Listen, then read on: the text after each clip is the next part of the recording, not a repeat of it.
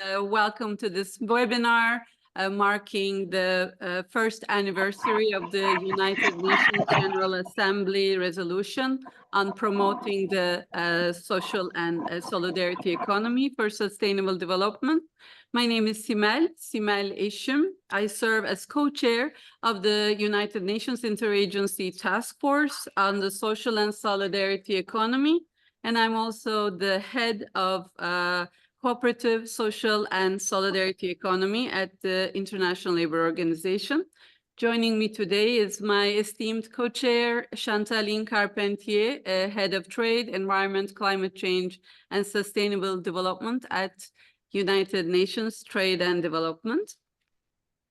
Today, as we commemorate this milestone, we reflect on the profound impact and implications of the resolution adopted April 18, 2023.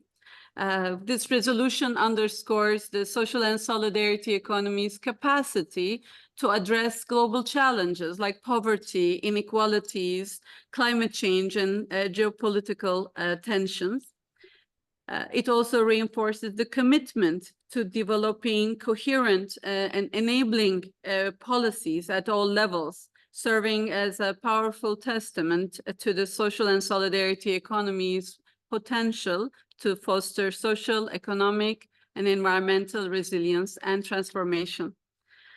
As we embark upon today's discussions to share insights, we draw inspiration from the progress made as outlined by this resolution.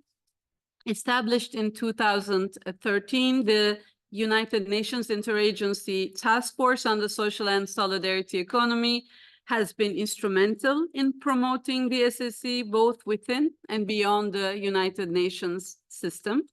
The task force assists UN entities in supporting states and facilitates dialogue and partnerships with the social and solidarity economy movements, and fosters coherence, cooperation, and coordination, including across research, statistics, knowledge dissemination efforts. The task force includes key United Nations agencies and intergovernmental organizations as members, and international non-governmental organizations as observers. These organizations all share a dedication to advancing the social and solidarity economy as a catalyst for sustainable development. The International Labour Organization, a co-founder of the task force, has led it for most of the past decade.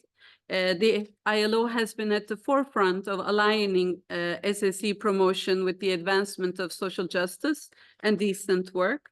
Over the past decade, the ILO has emphasized research, statistics, policy advice, and capacity development. As highlights from the last year, for instance, last October, the International Conference of Labor Statisticians reviewed progress on measuring cooperatives and adopted a roadmap on measuring the social and solidarity economy. Also in the last year, in collaboration with the International Training Center of the ILO and with support from the government of Luxembourg, we developed an online open access awareness raising package on the social and solidarity economy. This is available on the UN Task Force website. This resource is comprised of 4 modules available in 8 languages, and another 4 languages are coming forward. In the webinar, we have participants from across the globe demonstrating the global interest and developments at the international, regional, national, and local levels on the social and solidarity economy. Each region brings its unique insights and challenges, enriching our dialogue and enhancing our understanding of how to effectively promote sustainable development through the SSE across different contexts. Your varied perspectives, collective expertise are crucial as we strive for an integrated approach to promoting the social and solidarity economy. Once we go through the agenda, you all have access to the agenda with the list of presentations. We will move on to the discussion segment of this webinar due to the limited time and the many participants we have online, which is of course great. We will manage this segment on chat. Please feel free to share your links, questions, comments in the chat. We will be scanning it and we will highlight your questions for inputs from the speakers.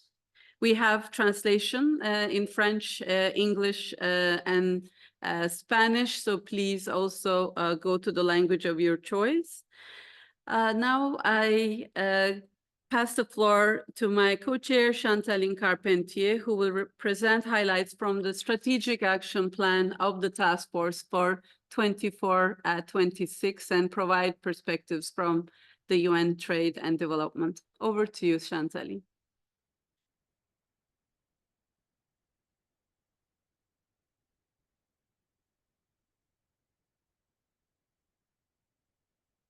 Chantaline Carpentier, could you unmute her, please?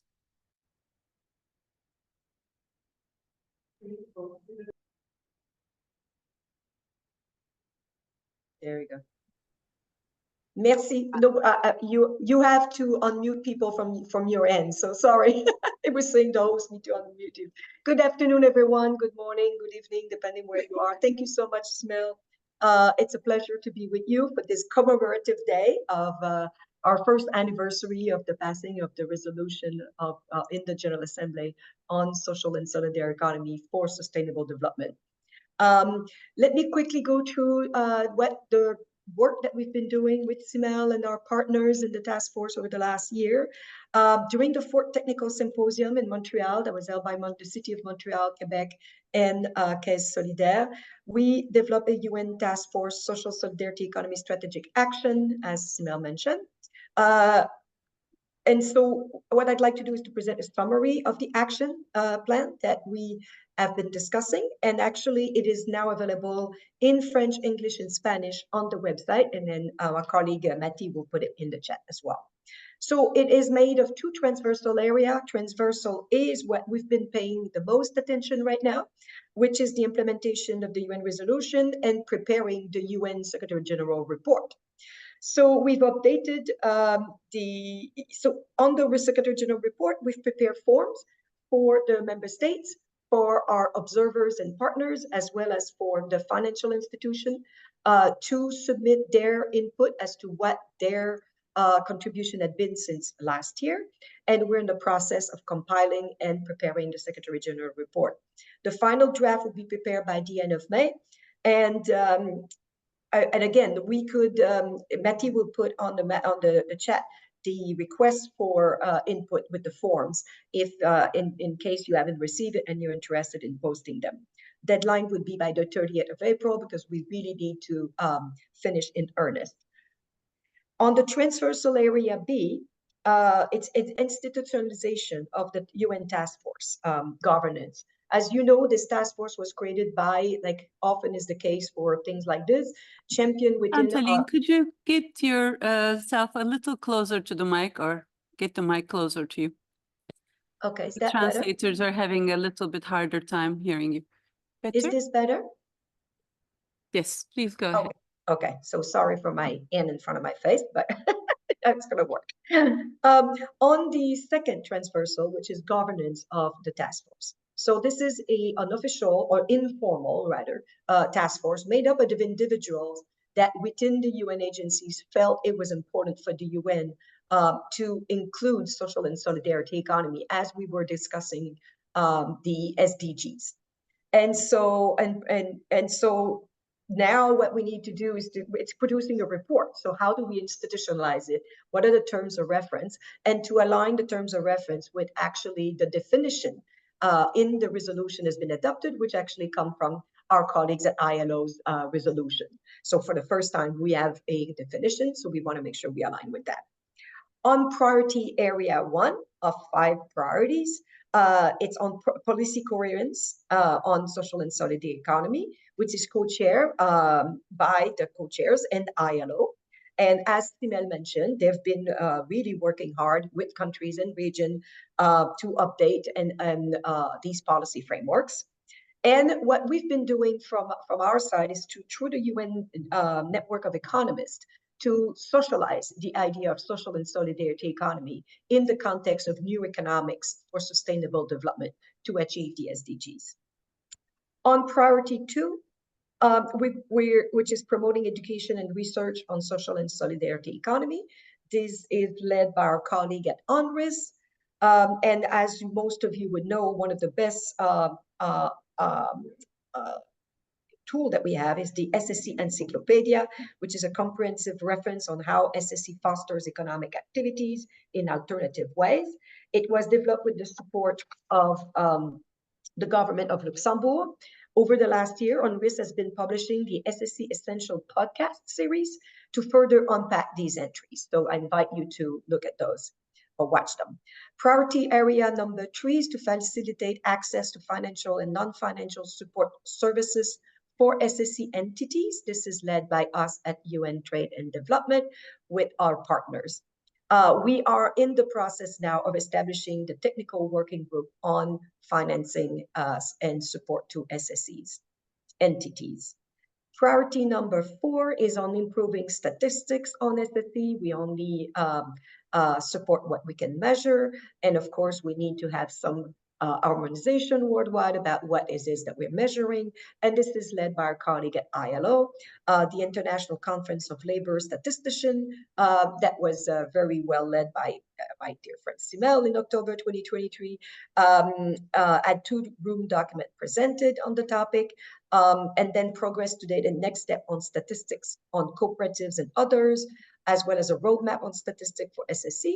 And then this will be all feeding into a second technical working group, which this one will be on statistics. And this work is being supported by the government of the Republic of Korea.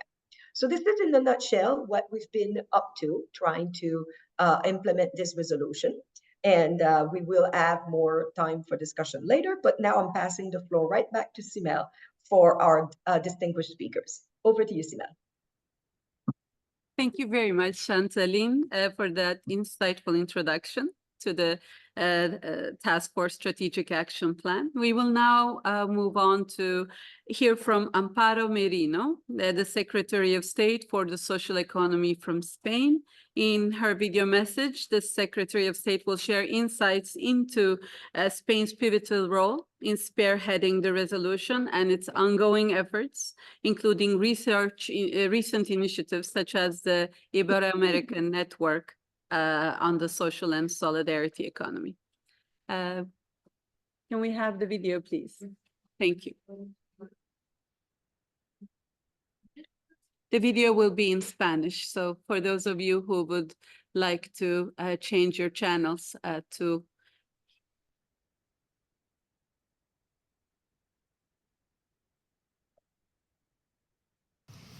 Amigas y amigos del Grupo de Trabajo de las Naciones Unidas para la Economía Social y Solidaria. Hace hoy, justo un año, se aprobaba en la Asamblea General de las Naciones Unidas la primera resolución de la ONU sobre economía social y solidaria. Un proyecto que tuvimos el honor de impulsar desde España en estrecha colaboración con países como Senegal y Chile y muchos otros de América, África, Europa y Asia. Todo un ejemplo de cooperación internacional en estos tiempos en los que pareciera que prima el conflicto y el desorden internacional. En el contexto actual en el que asistimos a la injusticia y barbarie de las guerras en Gaza y Ucrania, debemos promover más que nunca proyectos de concordia, de cooperación, destinados a corregir las desigualdades y a la emancipación de todas las personas, particularmente de aquellas que sufren opresión, marginación y pobreza. Esta resolución que hoy celebramos también os pertenece. Vosotras y vosotros, desde este grupo plural en el que participáis agencias de la ONU, instituciones internacionales y organizaciones de la economía social y solidaria, soñasteis e impulsasteis este proyecto destinado a liberar el potencial de la economía social para contribuir a un futuro mejor y alcanzar nuestra agenda común, los Objetivos de Desarrollo Sostenible. Como secretaria de Estado de Economía Social de España, no quiero dejar de agradeceros vuestro empeño y labor diaria para generar trabajo decente y prosperidad compartida, reducir las desigualdades que minan la cohesión de nuestras sociedades, universalizar el acceso a una sanidad y educación de calidad o impulsar la transición ecológica en la que nos jugamos el futuro de la humanidad. Para conseguir estos objetivos, que no son una abstracción, sino los pilares de un proyecto tangible de mejora de la calidad de la vida de las personas, sabemos que podemos contar con vosotras. Es por ello, con este objetivo de reforzar nuestras alianzas, por lo que desde el Ministerio de Trabajo y Economía Social de España hemos impulsado en 2024 2 convenios para apoyar con recursos financieros a las agencias que coordinan este grupo de trabajo. En 2024 apoyaremos a la Conferencia de las Naciones Unidas sobre Comercio y Desarrollo para impulsar la labor de este grupo de trabajo y alcanzar algunos de sus objetivos estratégicos, como son la finalización del informe del Secretario General de Naciones Unidas sobre la aplicación de la resolución del pasado año, el desarrollo de redes regionales de la economía social o el establecimiento de grupos de trabajo sobre financiación y estadísticas. Asimismo, apoyaremos también a la OIT en el contexto de la actual crisis palestina en un proyecto de impulso y reconstrucción del tejido cooperativo en los territorios palestinos ocupados. En otro orden de cosas, lanzamos también en enero en México la Red Iberoamericana de Economía Social y Solidaria junto con los gobiernos de México, Brasil, Chile, Colombia y Guatemala.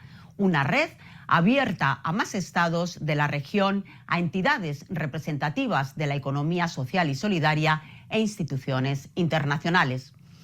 También nos implicaremos a fondo en 2025 en las celebraciones del Año Mundial de las Cooperativas y les invito a que impulsemos juntas proyectos como un Año Internacional de la Economía Social y Solidaria. Sin duda, hemos avanzado mucho y aún nos queda mucho por conseguir.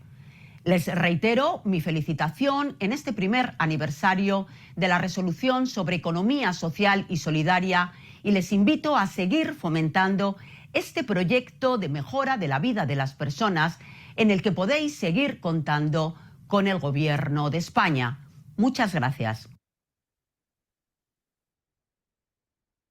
Many thanks to State Secretary Merino for her highlights from the last year. She's in fact in an impact measurement summit in Paris along with her team, and they have also joined us online. Next, we are honored to hear from Claudia Fuentes Julio, Ambassador of the Permanent Mission of Chile to the United Nations and international organizations in Geneva. Chile was, of course, also very much involved, as State Secretary mentioned, in the Ibero-American Network on the Social and Solidarity Economy. In her video message, which will be in Spanish as well, Ambassador Fuentes will reflect on the efforts around implementation of the UN General Assembly resolution. She will also elaborate on the role she played in shaping the SSE landscape, including chairing the governing body of the ILO during the pivotal time when it adopted its resolution on decent work in the social and solidarity economy, providing a universal definition of the SSE, as mentioned by Chantaly. Can we have the video, please, for Ambassador Fuentes? Thank you.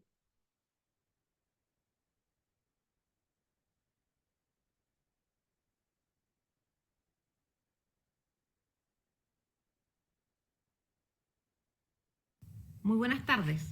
Soy Claudia Fuentes Julio, embajadora de la Misión Permanente de Chile ante Naciones Unidas y los organismos internacionales en Ginebra. Hoy, con profundo orgullo, me dirijo a ustedes en una notable y trascendente ocasión, el primer aniversario de la resolución de la Asamblea General de Naciones Unidas sobre promoción de la economía social y solidaria para el desarrollo sostenible. Esta resolución, coliderada por Chile, Senegal y España, con el apoyo de Francia, marca un momento crucial en nuestro camino colectivo hacia un futuro más justo, inclusivo y sostenible. A su vez, reconoce y busca avanzar en la contribución de la economía social y solidaria a la consecución de la Agenda 2030 para el desarrollo sostenible y una recuperación inclusiva, generadora de empleos y resiliente. Una piedra angular de dicha resolución radica en la definición de economía social y solidaria emanada de la discusión llevada a cabo en junio de 2022 en la Organización Internacional del Trabajo y que tuve el orgullo de liderar junto a representantes de gobiernos, organizaciones de empleadores y de trabajadores en mi calidad de presidenta del Consejo de Administración de dicho organismo internacional. Al respecto, cabe destacar que las conclusiones emanadas de dichas discusiones reflejaron el entendimiento alcanzado en las Américas sobre el particular y coayudaron a sentar las bases para la resolución de la Asamblea General de las Naciones Unidas en 2023, cuyo primer aniversario celebramos hoy. Los esfuerzos para implementar la resolución están en marcha en todo el continente americano, tanto a nivel nacional, regional e internacional.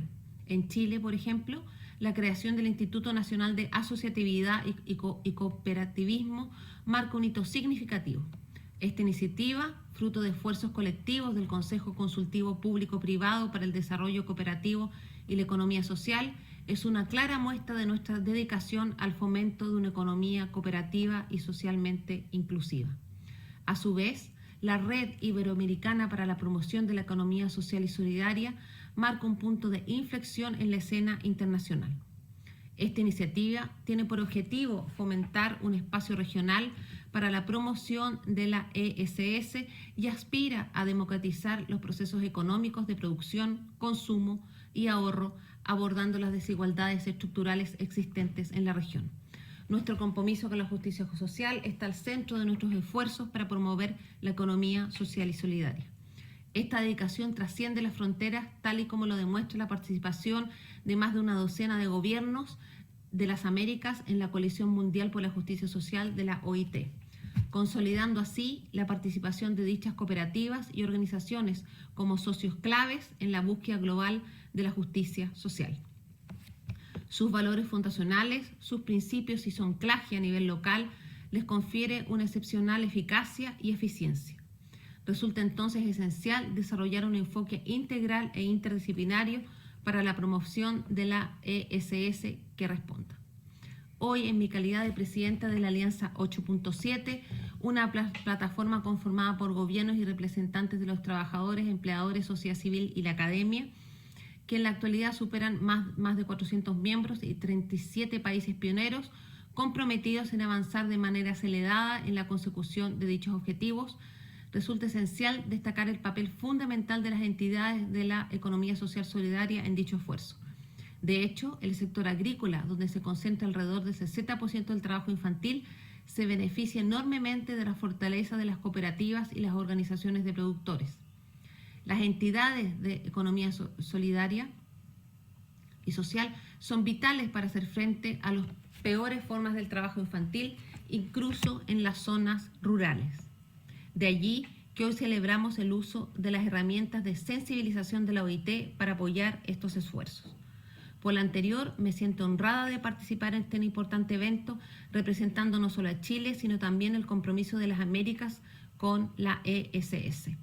Quisiera agradecer al Grupo de Trabajo Interinstitucional de las Naciones Unidas por la ESS y la OIT por esta oportunidad.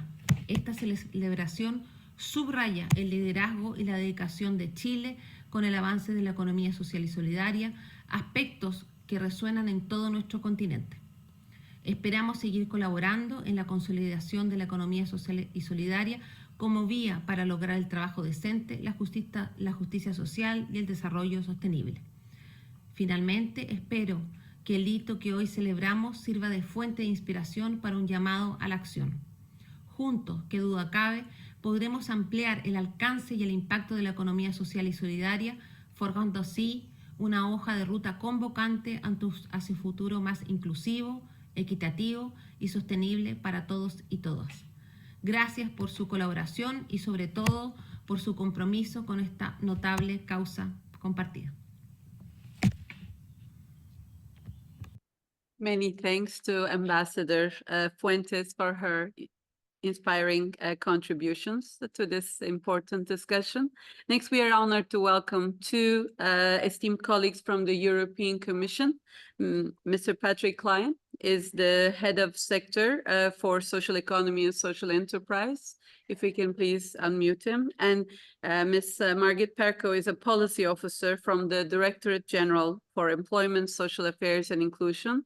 They will be sharing a PowerPoint. So the floor is yours, Patrick and Margit.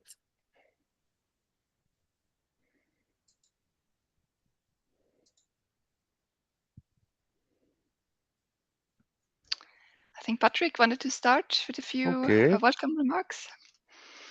Yes, can you hear me? Okay, so thank you very much for this invitation, and I'm very happy to be there with my colleague Margit from DG Employment. We are, let's say, working on a daily basis, to stimulate the development of the social economy here in Europe. And let me first begin by really congratulate the UN Task Force and wish a happy birthday to the resolution, the first year. So just to begin some history, let's say that on December 2021, the European Commission adopted a new action plan on the social economy. And within this action plan, the objective was really to enhance social investment, support social economy actors, social enterprise, to start up, to scale up, innovate, and of course, create jobs. How are we doing this? We are creating, the right framework condition for the social economy to thrive. We want to stimulate new opportunities, capacity building, and we want to enhance the recommendation of the social economy and its potential. Of course, what we think, what is really important, for us, for the social economy is really to say that this is really an economy that works for the people, that is fair, that is more sustainable, especially in time of crisis and environmental and climate issue. So this is, in an introduction. I will leave the floor, to Margit, to give you maybe some highlight of what we are doing and what have we done, since 1 year, in particular, since the adoption of the UN resolution on social and solidarity. Margit, the floor is yours, and I will complement what you say, focusing on 2 specific issues. Thank you. Thank you, Patrick. Indeed, it has been a quite busy year for the European Commission and the member states. You see on the slide a bit the overview of the Social Economy Action Plan that was adopted in December 21, as Patrick mentioned. And it has these 3 dimensions of framework conditions, raising awareness and recognition, and to open up opportunities. In total, there are over 60 actions that have been included in this action plan. And I will give you now some highlights in the past year that we have featured. And like one of the most important actions is maybe the Council recommendation that has been adopted last November. And that's really calling the member states to look into their current strategies for the social economy, or adjust. So either they adjust existing strategies, or they can devise new strategies. They can also decide to do it in a transversal way, so that they think about the social economy in any other strategic decisions they may have in their country. And in principle, the member states are called within the next 2 years after the adoption of the Council recommendation to devise those strategies. And after that, there will be a reporting to the European Commission that we will also align with the reporting of the OECD, that also has a recommendation on the social economy. And we will make sure that the reporting efforts are somewhat aligned and are not too cumbersome for member states. In principle, there are a lot of areas to look into for those strategies, and it's a bit up to the member states where they want to put the focus. So the council recommendation really contains a few suggestions what you could look into, and we hope that the member states will make good use of that, and we also support them with peer learning activities. That's also one of the activities that I have listed in our slides. That's workshops for public officials. We had a first set of workshops last year on state aid, and now we have an ongoing series on devising those strategies that we also want to support the member states with. And there are numerous other actions, such as the Youth Entrepreneurship Academy that is also ongoing. And another thing to highlight is maybe our social economy gateway. So that's again the timeline for the council recommendation. You see here the reporting frame in the next years, and overall this takes us up to 2032. So we have a long-term vision for the social economy in Europe, and we will be quite busy in the coming decade. And I hope we will have a 10-year anniversary of the UN resolution, where we then have much more to report and much more progress achieved. And to finish a bit, I'm one slide too much. The Social and Economy Gateway is our website where we try to centralize a bit the information about the social economy in Europe. I can also put the links in the chat, so you will find all sorts of EU initiatives on the social economy there. You will find country pages explaining what the ecosystems look like in the EU member states regarding social economy. And you will also find EU funding opportunities that we keep updated regularly. We have recently added a stakeholder article featuring the learning modules from the ILO. So we try to also feature some elements from the international level, but the focus is, of course, the EU. And I also wanted to highlight briefly our Better Entrepreneurship Policy tool. We have relaunched this website in January, and it's available in many languages. And there is an assessment for social entrepreneurship that stakeholders can do in a group, and it may be useful for some policymakers to look into their current framework conditions. And it's accessible in many languages, and we hope that can also be helpful. And with this, I give the floor back to Patrick, who will tell you more about the transition pathway. Thank you. Thank you very much, Margit, for this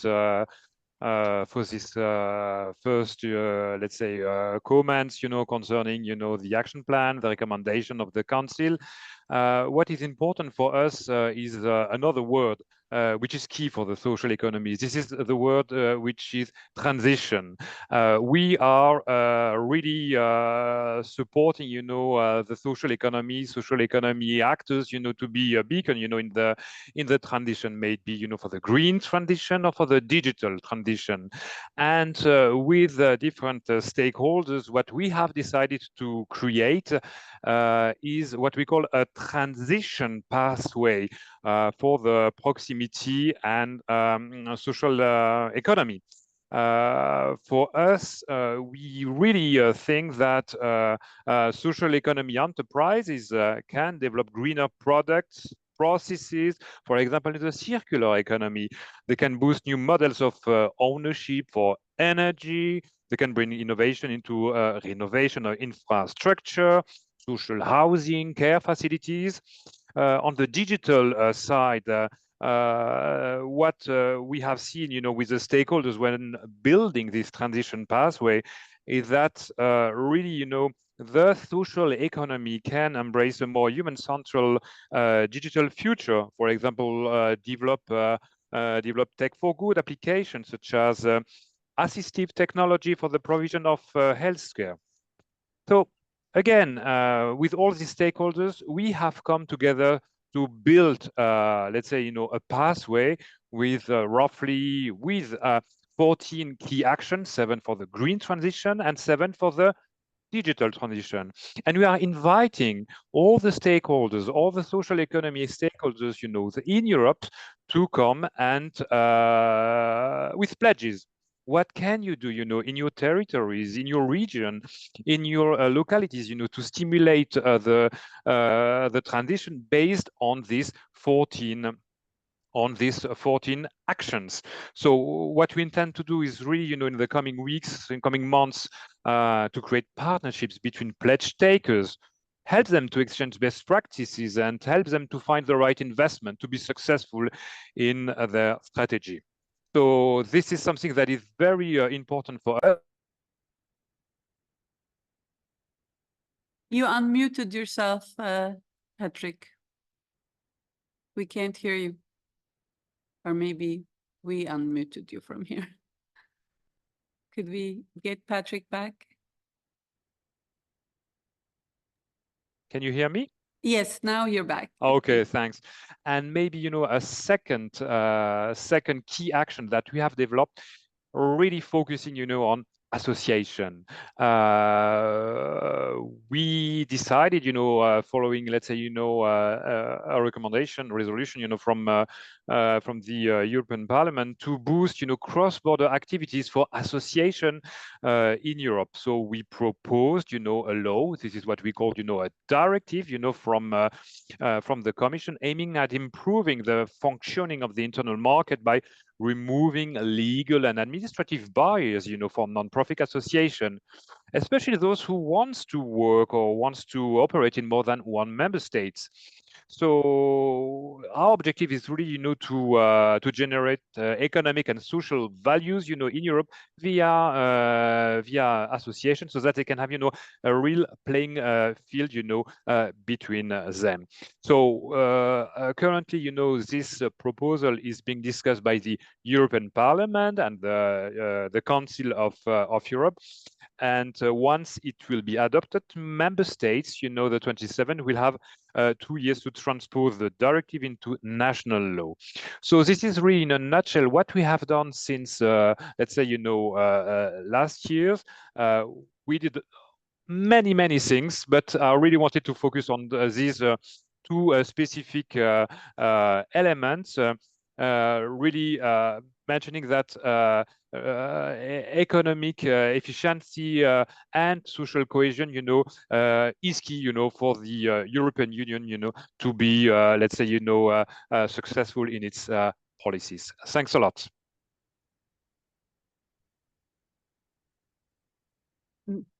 Many thanks, Patrick. French translation volume seems to be a little bit low. This is the feedback we are getting from the participants.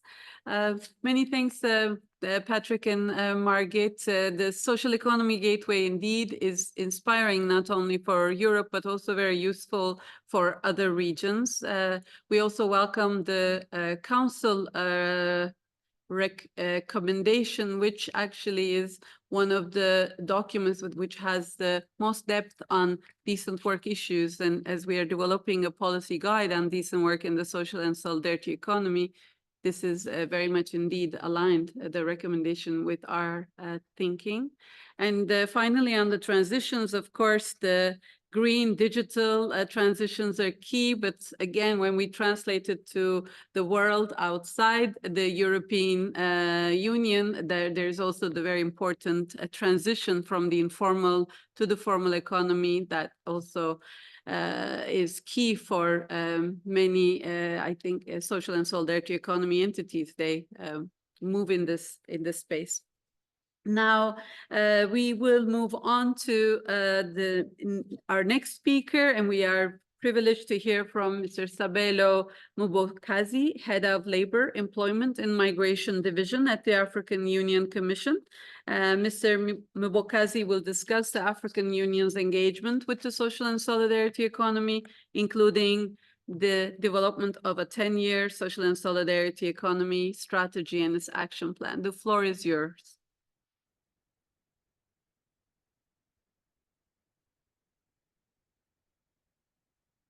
We unmute Mr. Sabelo Mubokazi, please.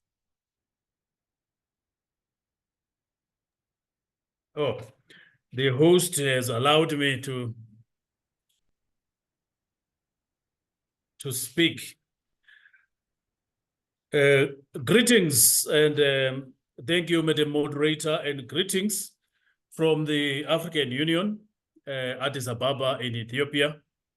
We also like to recognize the co-chairs and congratulate you, co-chairs, for putting together this important meeting.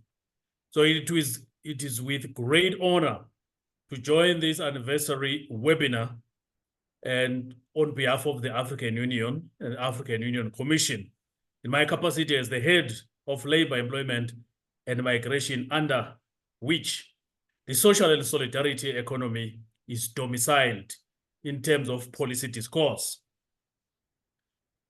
As we mark this one-year anniversary of the UN General Assembly resolution on the promotion of SSE to sustainable development, I wish to extend the African Union Commission's best wishes to the ILO for this significant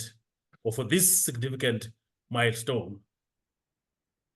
The resolution indeed resonates with the African Union's vision to achieve inclusive sustainable development, which is underlined in the African Union's blueprint, the Agenda 2063. The resolution also resonates very well with contribution of the social and solidarity economy to Africa's agenda on decent work, employment, and social protection, including poverty alleviation, as well as empowerment and community development. The resolution further underlines the importance of the role of the social and solidarity economy, the role that it can play to enhance business entrepreneurship and to strengthen productivity and competitiveness and facilitate access to finance, markets, and other business development services in Africa. The African Union, working with the ILO, have a long-standing partnership which has brought about tremendous initiatives, particularly in the promotion of decent work, employment, social protection, and social development towards the achievement of the African Union blueprint, which is Agenda 2063, but also with the achievement of the SDGs. Since 1965, there was an agreement between AU and ILO, but also this agreement has evolved to a robust partnership, which was renewed and reviewed in February 2022 through an instrument called an MOU. The collaborative efforts of the AU and ILO underscores the commitment to harnessing the potential of advancing the world of work sustainable development across the continent. So one of the initiatives that AUC and ILO have collaborated on in recent years is the social and solidarity economy. So in 2021, the African Union Commission developed the AU 10-year plan on social and solidarity economy and its implementation plan, which is currently going through approvals through our policy organs. The strategy, this 10-year strategy, was then validated by the tripartite constituents in the context of the workers, the employers, and government, was then validated in 2022 November. So the next step is that we are going to take this 10-year plan on SSE to a ministerial conference, which is a biennial ministerial conference for consideration and endorsement. So we would like to push the agenda of SSE on the continent of Africa, but also the AUC and ILO. We have undertaken the mapping exercise or the mapping study on SSE in 6 African countries with the main objective to analyze the forms taken by the SSE and to analyze the institutional and political context that contributes to fostering and enabling the policy environment for the SSE. So as a new policy proposition, as a new policy area, we are conducting this study so that we have a baseline upon which we can anchor our programming. We envisage that the mapping study will undoubtedly inform the policy making as well, and we would like to create a compendium of knowledge on social and solidarity economy, and we can take this to the ministerial conference. We are also excited and thrilled that the ministerial conference on labor, employment, and social development that will take place this year in July 2024 has agreed, the Bureau has agreed to consider SSE as the main thematic area. So the theme is promoting social and solidarity ecosystems. And through this, we believe that we'll be able to advance the agenda on SSEs. As we commemorate the 1-year anniversary for the UN General Assembly resolution on promoting SSE for sustainable development, let us reaffirm our commitment to leveraging SSE as the catalyst for inclusive and sustainable development in Africa. The strides made so far stand a testament for the transformative potential of the SSE in advancing the socio-economic progress across the continent. In the spirit of solidarity, let us remain steadfast in our dedication to realize the objectives outlined in the Agenda 2063, but also the objectives outlined in the SDGs. By harnessing the potential of SSE, we can create many windows and doors of opportunities for communities and the nations to build more resilient economies that are better equipped for a more equitable and prosperous future for Africa. Together, let us seize the opportunity to present, the opportunity presented by the social and solidarity economy to transform our economies in the world of work so that no one is left behind. Forward with SSEs, forward. We thank you.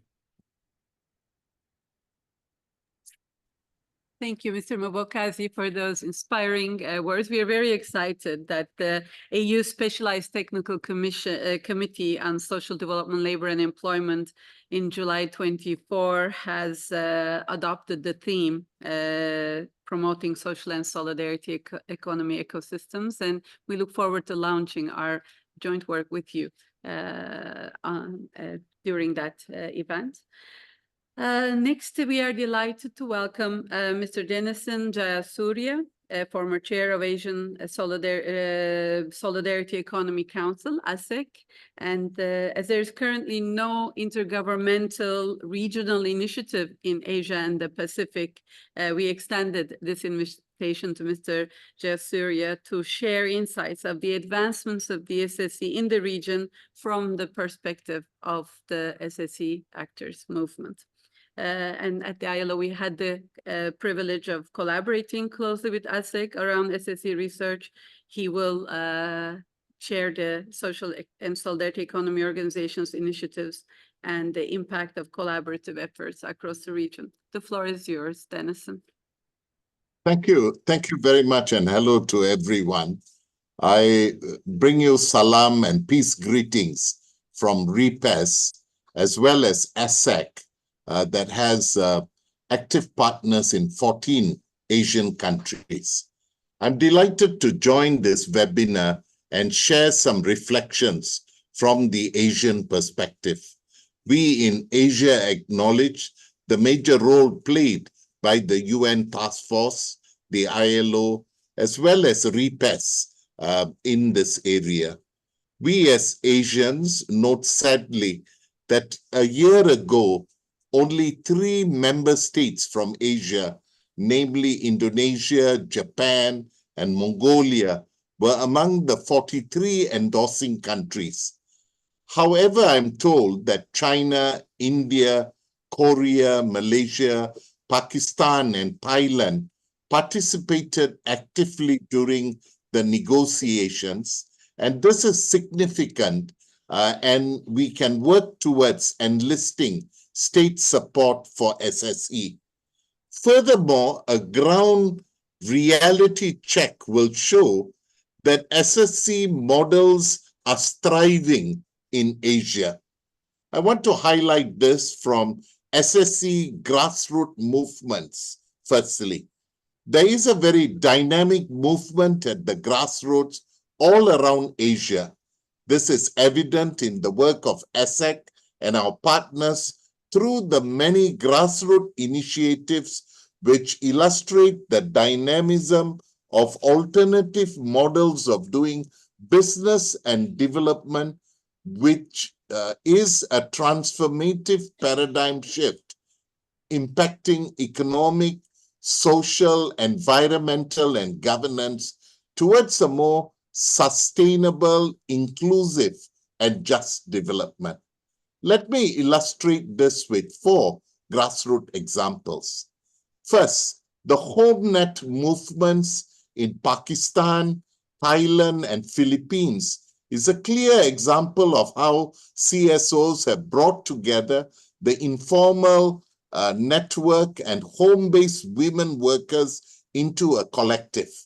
ILO, through the resolution concerning decent work and the SSE, as well as REPES, have played an active role in the global process.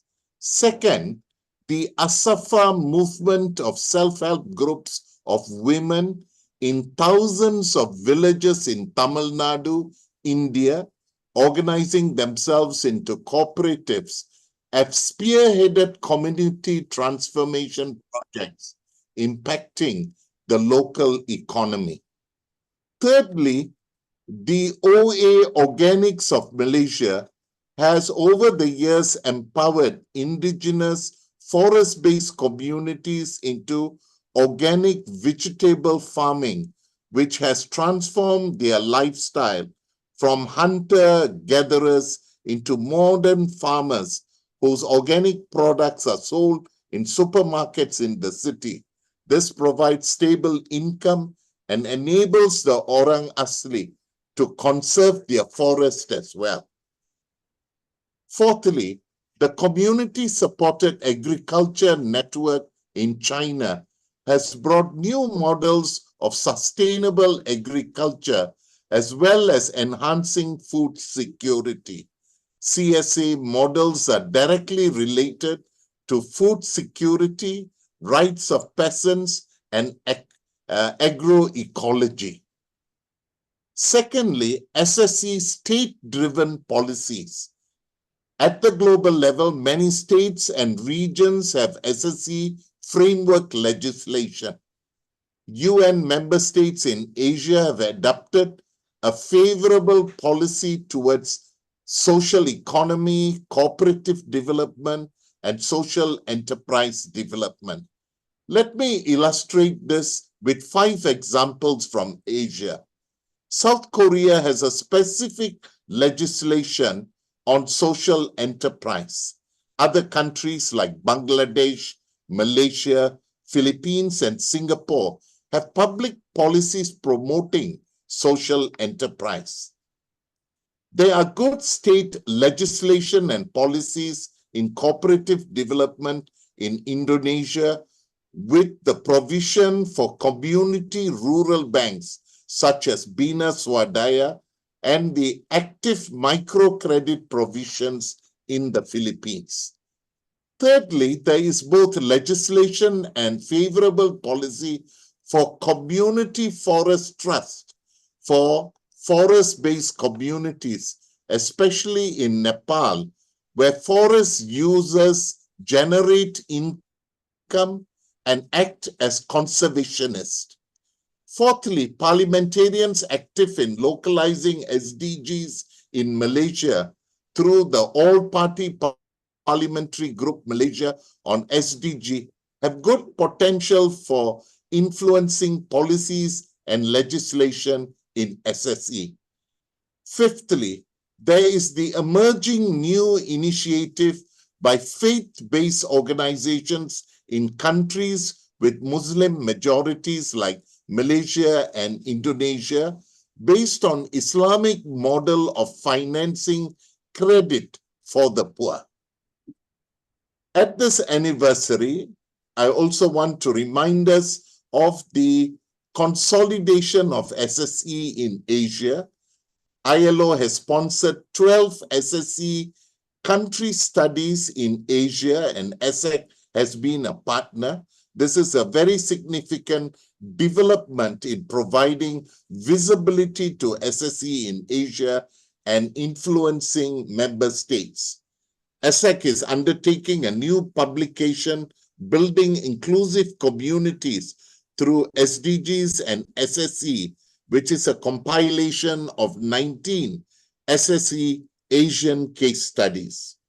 Also at this occasion, let me take this opportunity to make 4 recommendations to the UN Task Force, as they are doing very good work, and to the international community. Firstly, the UN Task Force at the global level and international has done extremely well, but ESSEC feels we need to establish an Asia-Pacific level task force to lobby state actors on SSE in Asia. Secondly, as already been pointed out, ESSEC appreciates the task force initiative on the SSE Encyclopedia. I was part of the editorial board, but Asians feel that there are not enough experiences from Asia, and therefore additional encyclopedias from regional perspectives should be taken on to give visibility to state actors to take notice of SSE. Thirdly, ESSEC calls on the UN Task Force to undertake more in-depth case studies of SSE organizations in Asia. Fourthly and finally, ESSEC is hosting a summit in 2025, ASEAN SDG SSE Summit, when Malaysia is the chair of ASEAN and invites the UN Task Force, ILO, and partners to be part of this. Thank you for giving ESSEC this opportunity, and we look forward to greater solidarity in accelerating SDGs through SSE. Thank you.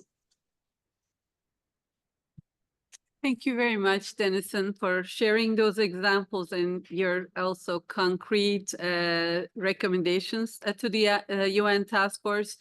The regional level efforts indeed are very important for us at the task force. In fact, UN SGAP for Asia Pacific, UN ESQA for Western Asia, UN ECA for Africa, UN ECLAC for the Latin America and the Caribbean are all members of the UN Task Force, and we are working closely with them in coordinating regional initiatives. And we are also in touch with UN ECE for Europe for bringing them on board. Your suggestions are very well noted.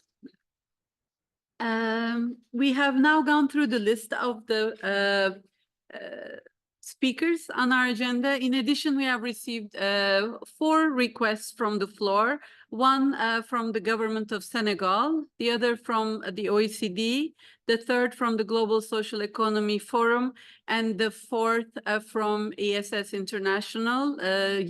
Those of you following the chat will have seen that there is also exchanges around the Global Coalition for Social Justice, which was established this year, and a number of SSE entities like RIPES and ESS International are already partners. And this is an opportunity, another platform where the social and solidarity economy entities can come together in a caucus. to showcase the role that the social and solidarity economy can play both as partners, but also as a pathway to advance towards social justice. I would like to now invite Mr. Mamadou Ndiaye, the Chief of Staff of the Cabinet of the new Minister of Microfinance and the Social and Solidarity Economy of Senegal, the new Minister, Mr. Alion Dione. Mr. Mamadou, you have the floor, and he will be speaking in French, so please go under interpretation and choose your language to be able to follow it if you don't follow French. Over to you, Mr. Ndiaye. Can we please unmute Mr. Ndiaye? We are not seeing Mr. Ndiaye online. Perhaps he had to step out because he is in fact in meetings in Paris as well. Perhaps he dropped off and will come back. We shall oh, here he is, Khadi Samba, under Khadi Samba.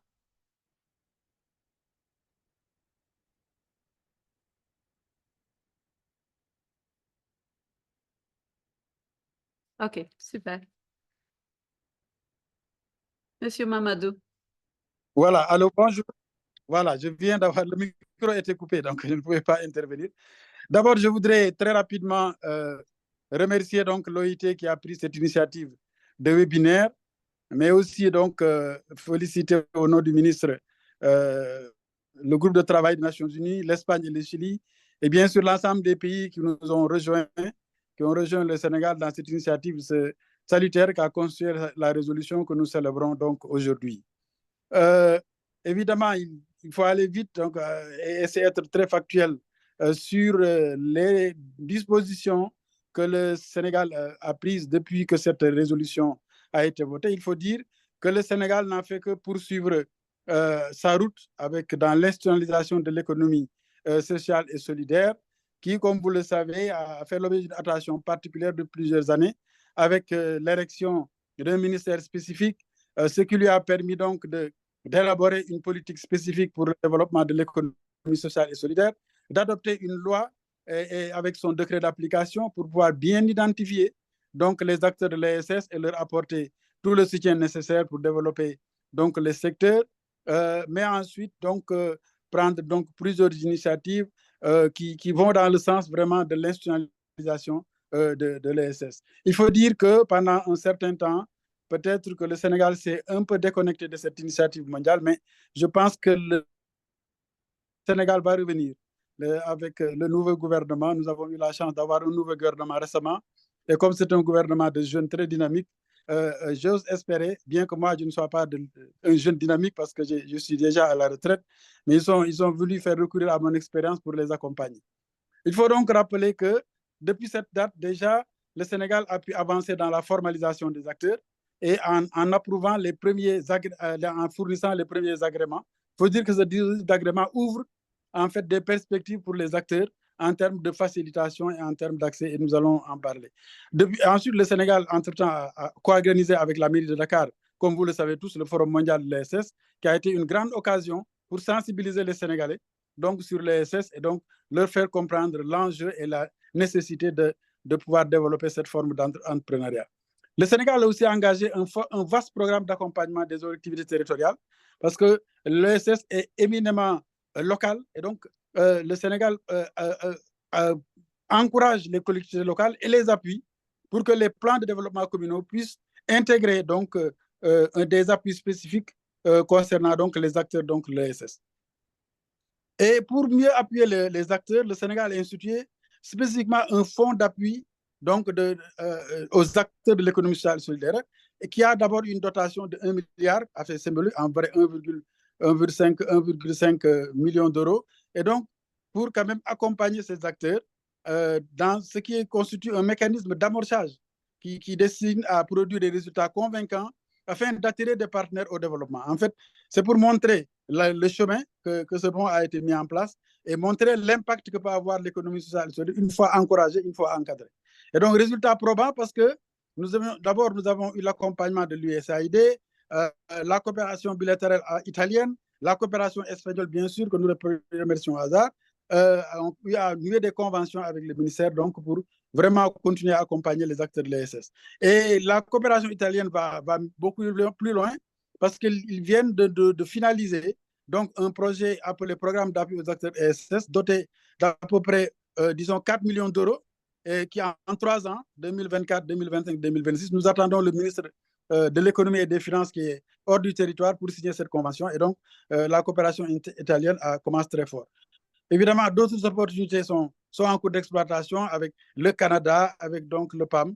Et donc, au plan national maintenant, il y a des initiatives justement de partenariat avec l'ensemble des autres départements, donc pour essayer dans ces départements de promouvoir l'économie sociale et solidaire. C'est donc avec le ministère déjà de l'artisanat que nous avons commencé à réunir les ouvriers mécaniciens de l'automobile, donc pour essayer donc de créer une dynamique solidaire autour donc de ce métier et les structurer donc sous forme de sociétés coopératives et donc qui vont mieux valoriser le travail, formaliser ce travail et donc non seulement renforcer ce travail en compétences et pouvoir donc la former. Ensuite, bien sûr,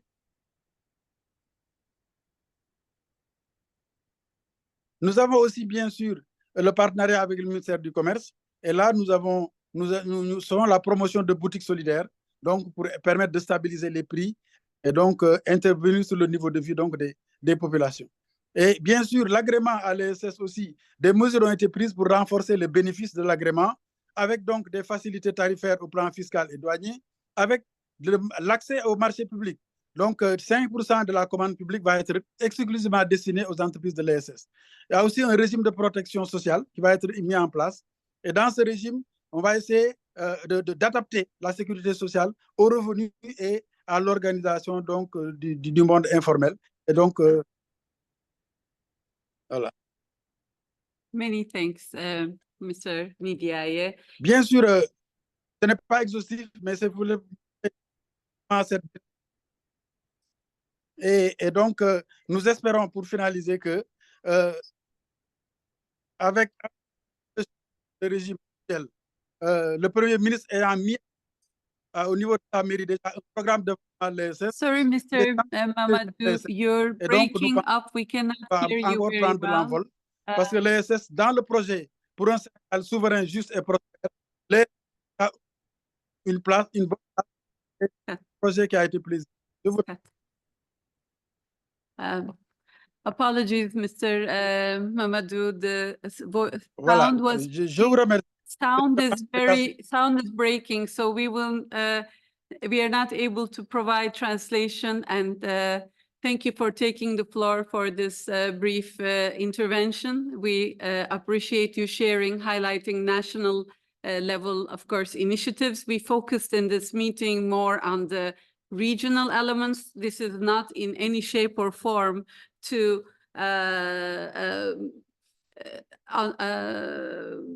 not recognize the importance of course, all the national initiatives, but even more so the local level. We have, in fact, Torino Social Impact in the chat mentioning the importance of the role of the social and solidarity economy for local economic development. Very well noted. I would like to now give the floor to Antonella Noia, who is the head of social economy and innovation at OECD, to share just a few highlights, Antonella, from last year's progress on the SSE at the OECD. Could you kindly unmute Antonella? Thank you. Thank you to you, Simel, and to you and Chantal and all the team for organizing this event, and many happy returns, important resolution. So quickly to update everyone on what happened in the last year especially. So you might remember that the OECD recommendation was adopted in June 22. Immediately after, a few months after the adoption by 44 countries, OECD and non-OECD member countries, a few months after the adoption, at the request of the French government, we created a group of experts around social and solidarity economy, whose main objective was to create this community of practices and policies meant to support OECD in the implementation of the recommendation. The recommendation, as you know, is there to offer a framework to all countries to shape their policy environment. So the informal expert group, which is composed of representatives of the governments, the relevant ministries, but which can also be composed by representatives of the social economy field itself, under the condition that the organization be designed by the national government, has already met 3 times, discussing several topics ranging from legal framework, social impact measurement, internationalization, statistics. For each of these topics, OECD, in partnership very often with the European Commission, has published relevant studies. I will put the links to these studies in the chat. And all these studies are there together with the work of the informal expert group to help countries to design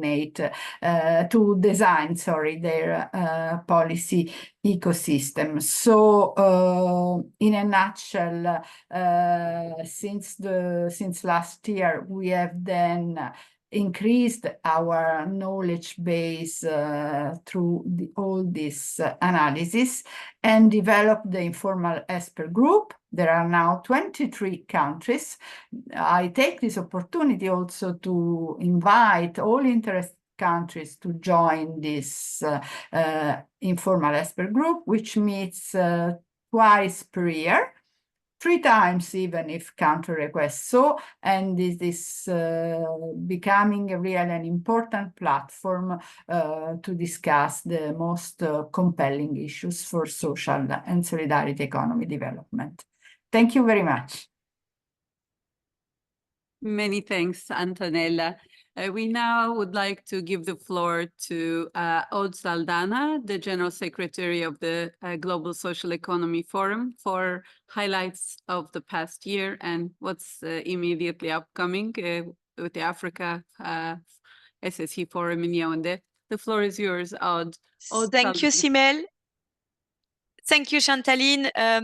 So the GSF, the Global Forum for Social and Solidarity Economy, is an observer of the UN task force. So we are happy to join this celebration today of the first year anniversary of the UN resolution.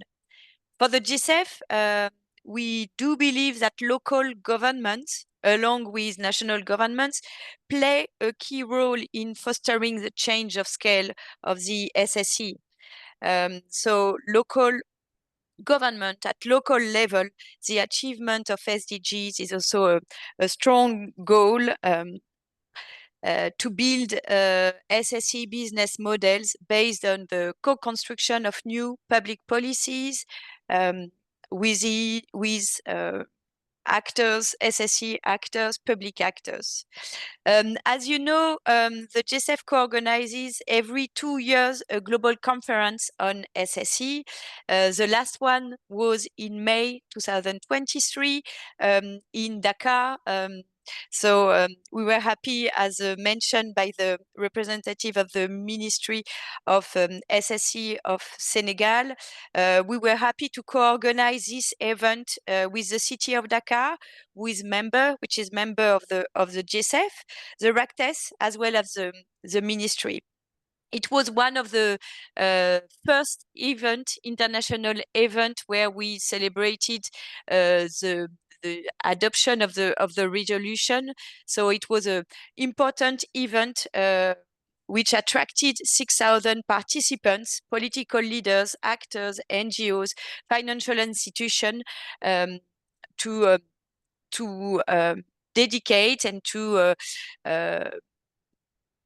engage in the promotion to continue accompanying the development of SSE ecosystem around the world.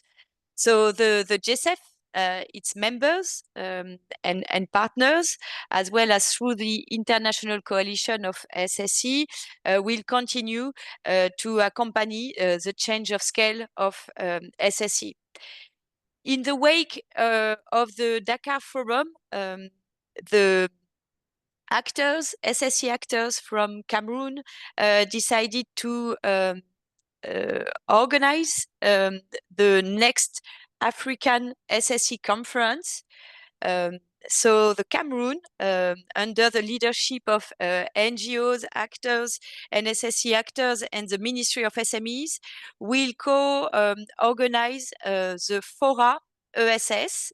So you will find on the web Fora ESS will be 1 year after the forum in Dakar, a good opportunity to exchange on progress made on to develop SSE SSE ecosystem in different countries of Africa. So this is on our agenda almost in 1 month, because it will be on May 29.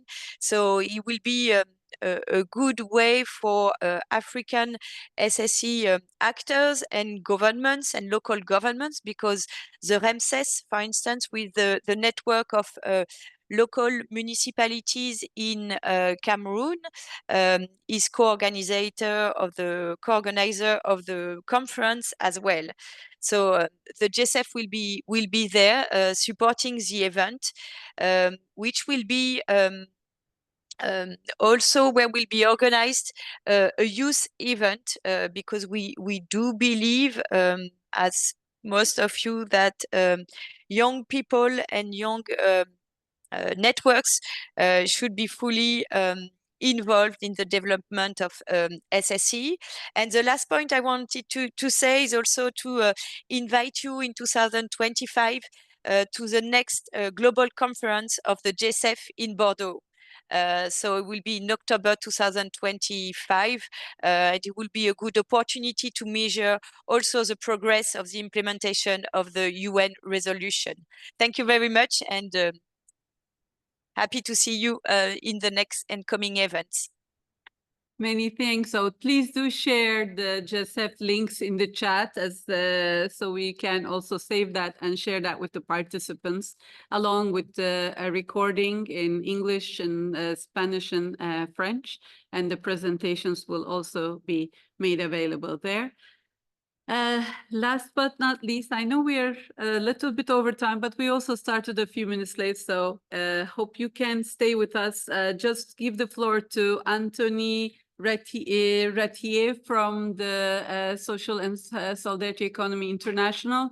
Anthony, you were sharing some things in the chat. If you could briefly speak about those so the others who were not maybe following the chat could hear. Thank you. Merci beaucoup. Bonjour à toutes et à tous. Bonjour à tous ceux qui nous connaissent et ceux qui ne connaissent pas. ESS Forum International, membre observateur de la Task Force. Oui, j'ai parlé là dans le chat de la Coalition mondiale pour la justice sociale, donc, qui a été évoquée par l'ambassadrice chilienne. C'est aussi le moment pour la Task Force de faire infuser l'ESS. Et cette coalition mondiale est peut-être un des meilleurs moyens d'infuser l'ESS, parce que l'ESS a des choses à dire sur les 6 priorités de la coalition. L'ESS a des choses à dire sur la discrimination et l'exclusion. L'ESS a des choses à dire sur les droits du travail et les droits humains. L'ESS a des choses à dire sur la résilience, la transition juste. L'ESS a des choses à dire sur le dialogue social. L'ESS a des choses à dire sur le commerce, le développement. Donc, nous, on est membre de la Coalition mondiale pour la justice sociale. On n'est pas les seuls. Il y a aussi le RIPES et d'autres organisations qui sont en train de venir. Donc, nous invitons toutes les organisations de l'ESS présentes ici même à rejoindre cette coalition afin à la fois d'atteindre les ODD, montrer que l'ESS est un des meilleurs moyens d'atteindre les ODD, de préparer le sommet social des Nations Unies de 2025 et également de ne pas entendre uniquement la voix des représentants des entreprises traditionnelles qui ont leurs objectifs d'entreprise traditionnelle, c'est tout à fait normal, mais également les entreprises et les organisations de l'ESS. Donc, on vous invite tous à cette coalition. Il y a beaucoup d'acteurs et on peut faire aussi du lien, notamment avec des acteurs des banques mondiales, des banques régionales de développement. Donc voilà, donc c'était un peu le message que je voulais faire passer. En tout cas, je vous remercie. Many thanks, Anthony, for that call to create possibly also a caucus and momentum around the social and solidarity economy around this coalition. I would like to now go back to our speakers from reverse order and pose them a question to answer in 1 minute. As we conclude our discussion today, if you could share any closing thoughts from hearing others and also looking at the chat, what key message or call to action would you like to leave with our audience to inspire continued progress in the promotion of the social and solidarity economy? Dennison, I give you the floor, 1 minute. Okay, thank you very much for this second opportunity. I think it's important to see how multi-stakeholder engagement can be strengthened in terms of state actors and non-state actors, and especially the incorporation of civil society and grassroots communities, especially when it's SSE. I think some of the examples that were cited just now from the EU experience and the kind of innovations that were highlighted, I think that might be important to use as benchmarks for countries like in Asia or other parts, and that might be significant. And thank you for that. Thank you very much, Dennison. Margit, any thoughts? Maybe very, very briefly, I think it would be nice to spread the word further. So we have a very nice community for the social economy or social and solidarity economy. But sometimes I feel we should go to events that are completely outside the social economy and be present with our ideas and topics there so that we can maybe share a bit further the ideas that we think could be very beneficial for societies. Excellent, many thanks. Patrick? Merci. Et pour ajouter à ce que Margit a dit, je pense qu'il est important de renforcer les synergies, les partenariats, que ce soit avec les acteurs publics au niveau régional, local, national et aussi avec les entreprises traditionnelles.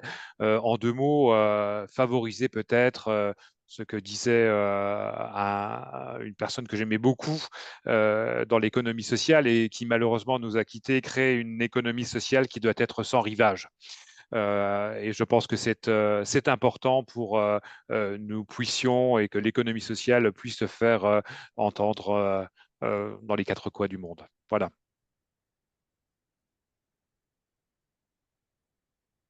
Thank you, Margit and Patrick. Get outside the SSE circles, and thank you also for remembering Carlo Borzaga, who we lost recently, Patrick. I would like to now give the floor to Mr. Sabelo Obokazi. 1 minute, sir. Any takeaways?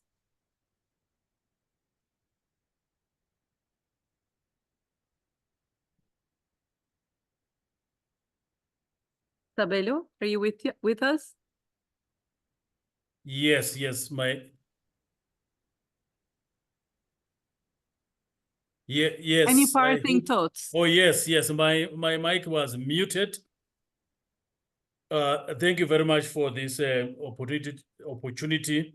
We would like to call for more coordination and collaboration. That is how the SSEs will be able to learn from one another. The SSEs, we view it at the African Union Commission as an opportunity for post-COVID-19 reconstruction and recovery for economies. The African Union or Africa is unique in the sense that most of the SMMEs are informal So there's a lot of informality, and most of them are participating in the SSE ecosystems. The question is, what are we doing as the African Union? We are launching what we call the cooperatives desk. And this is the desk that we will use to galvanize and mobilize SSEs and cooperatives and to give them more visibility so that we can create more sustainable development and inclusion at a community and at a national level. Thank you very much for the opportunity. Thank you, Sabelo. And we are very excited also the fact that African Union is working on a model cooperative law for Africa. And that's, again, one step toward further coordination and cooperation. So our hats off to that. And Chantaline, my dear co-chair, any parting words?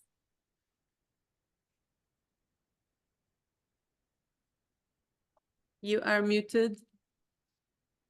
Can we unmute? Okay, I'm unmuted now. Thank you so much. This was so interesting. And thank you for all the experience at the regional level and what our observers have been doing.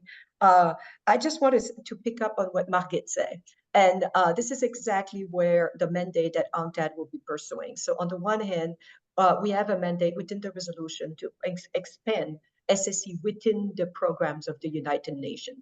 And we're very happy that the African Union is already doing something in that. You're ahead of everybody there, because even Simel and I sometimes within the UN, our own organization, we have problem to explain to our colleague how to integrate the SSE. So this is something we're taking on seriously. And I think it's important also, Patrick, you mentioned the transition, the green and digital transition. In a recent report that we submitted to the G20 with ILO, UNIDO, and OECD, we highlighted that the transition needs to be green, it needs to be digital, but it also needs to be just. And for that to happen, we suggested that social solidarity economy needs to be part of the G20 agenda. And right now it's not. So we count on you to ensure you upheld that within the G20 under the Brazil presidency. We're also pushing for SSE to be in the track of financing for development. So as you know, the UN, we missed this opportunity of the Summit of the Future that will be held in September. There's no language on social solidarity economy. It doesn't mean we can't manage to get it in the follow-up to the Summit of the Future. So we count on you to ensure we do that. But we also have the Summit, the Financing for Development Fourth Conference next year. And so we need to ensure that we have, and this is something that UNCTAD with our partner at RIPES and at others, with the task force, the technical working group, and the task force, we will be pushing forward and counting on your support. And we also believe that it's important to have to build on the group of friends of countries that can help us engage more substantively with the development banks, so that we can actually start having a debate with them on how to socialize SSE within their own program as well, which is another mandate. And Simel, let me just conclude in thanking our dear partners that make this resolution happen, the government of Spain, the government of Chile, the government of Senegal, but also the support of France, but also the financial support to the task force from France, from Spain. And we invite others because there's a lot of work to be done. There's a lot of coordination. And now we're seeing a lot of regional progress, and we need to make sure it goes global and it goes national and it goes local. And all of this we can do with our partners at all the level, but it will require some resources. Over to you, Simel, and thank you again, and happy anniversary to all. Indeed, happy birthday. Thank you, Chantaline. As we draw our webinar to a close, I would like to express my heartfelt appreciation to each one of you for joining us today. This was the first anniversary, first birthday. As Patrick said, we plan to have one each year to mark the occasion. This year we focused on 4 regions. It was regional. Perhaps next year it will be other regions where we get to hear from, like Western Asia, but it could be also topics, statistics, financing. And looking ahead, as Chantaline had said, there are a number of opportunities. I would like to add to them the Second World Summit for Social Development, which is coming up next year. Additionally, and we heard from our speakers, next year will mark the second United Nations International Year of Cooperatives, another opportunity to underline the vital role of cooperatives as part of the social economy. Yes, thank you very much, and let's stay connected. We look forward to achieving more together. Goodbye, take care, and our webinar is now closed.